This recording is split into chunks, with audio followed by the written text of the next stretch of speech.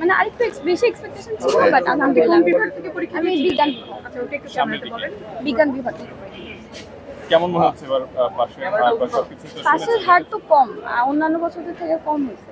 কেন হচ্ছে মানে অন্য বছর কম হতে পারে না, এবারে কেন এতটা কম আসছে? কারণ যেহেতু আমরা 9-10 2 ইয়ার পড়তে পারি নাই, এসএসসির জন্য প্রিপারেশন নিতে পারি না, আমাদের তো শুধু 1 বছর দেওয়া হয়েছে। তো আই থিঙ্ক প্লাস আমাদের 9-এ হচ্ছে 2বার কারিকুলাম চেঞ্জ করা হয়েছিল, তো এর জন্য আই থিঙ্ক ঘাটতি আছে।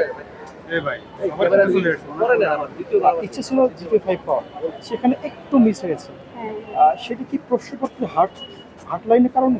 না না না, এটা আমি বলবো আমার ঘাটতি ছিল, অবশ্যই আমার ঘাটতি ছিল। আর প্রশ্নপত্রে কিছু যেমন ম্যাথ এক্সামে ভুল ছিল, এর জন্য আমাদের অনেক টাইম ওয়েস্ট হয়েছে এক্সাম দিতে গিয়ে, যেটা সত্যি কথা।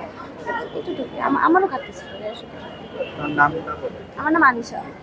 আফরিন আলী আনিশা। আচ্ছা, এবার ভাইটা তো আপা মোবাইলটা একটু নিয়ে সরে আসো। বাবা তুমি তো বাবার পাশে কাছে ধরো। বাবা হিসেবে সন্তান রেজাল্ট পেয়ে খুশি, এবং আসলে সন্তানকে পড়াশোনা করার পিছনে বাবা মায়ের আত্মত্যাগ স্বীকার সবকিছু পিছনে না বলা কিছু গল্প থাকে, একটু জানতে চাই।